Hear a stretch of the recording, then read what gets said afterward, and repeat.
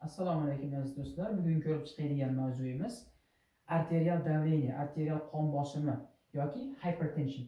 Arterial qon bosimi ikki xil turga bo'linadi. Essensial birlamchi va secondary ikkilamchi qon bosimi. Birlamchi qon bosimi 95% holatlarda birlamchi qon bosimi uchraydi. Buni keltirib chiqarish sabablarimiz oila tarixi, misol uchun avlodlarda qon bosimi kasalligi bo'ladigan bo'lsa, albatta keyingi avlodlarda ham uchrashi mumkin. Keyingisi yosh oralig'i 25-55 yosh. Insonning yoshi o'tib borgan sari birlamchi qon bosimiga chalinish ehtimoli ko'p bo'ladi. Xo'p, keyingisi ovqat tarkibidagi tuz miqdorining ko'p bo'lishligi, o'z navbatida tuz suvda ushlab qolish sabab bo'ladi va qon bosimiga olib keladi. Keyingi sabablarimiz stress faktorlari, semizlik, yosh aytdik, diabetes mellitus, saharni diabet kasalligi va chekish ham qon bosimiga sababchi bo'ladi. Bu birlamchi qon bosimi hisoblanadi. Ikkilamchi qon bosimi bu jami bemorlarning 100% deb oladigan bo'lsak, 5% holatlarda uchraydi xolos. Ya'ni juda ham kam uchraydi, lekin oqibatlari juda ham og'ir bo'ladi. Ikkilamchi qon bosimida birinchi sababimiz renovaskulyar, ya'ni buyrak arteriyalarida bo'ladigan o'zgarishlar. Misol uchun surunkali buyrak yetishmovchiligi yoki aterosklerotik blyashkalar. Ikkinchisi endokrin sistemasidagi o'zgarishlar, qalqonsimon bez yoki buyrak usti bezlari. Uchinchisi nevrologik o'zgarishlar, ya'ni bosh miya ichki bosimining oshishiga olib keladigan har qanday faktorlar qon bosimini oshirishga olib keladi. To'rtinchisi bu tug'ma nuqsonlar, ya'ni aorta qon tomirlarimizda bo'ladigan har xil toraymalar ham qon bosimini oshirishga olib keladi. Beshinchisi dori moddalar, misol uchun amfetamin yoki kokain. Beshinchisi uyquda bo'ladigan, uyqu vaqtida bo'ladigan qon bosimi.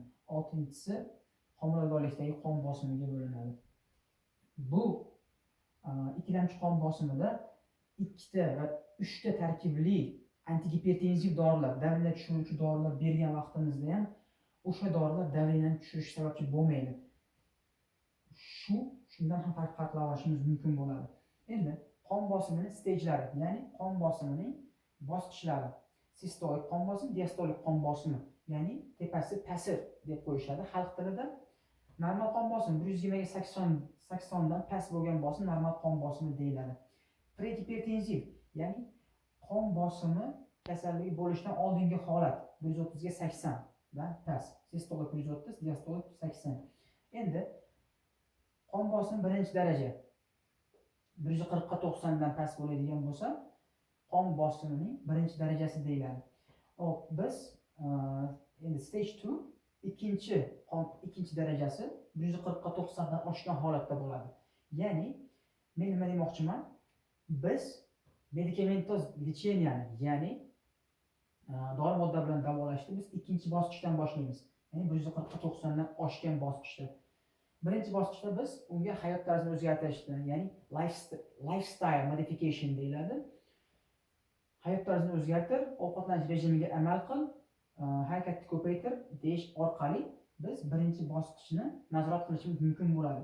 Ikkinchi bosqichga o'tganda biz medikamentoz davo qo'shishimiz mumkin. Keyingisi 180 ga 120 dan yuqori holatlar ikki turga bo'linadi. Hypertension urgency, hypertension emergency. Ya'ni hypertension urgency nishon organiga ziyon yetkazmagan qon bosimi va hypertension emergency nishon organini yallig'lantirgan, nishon organiga zarar yetkazgan qon bosimiga bo'linadi. Rahmat.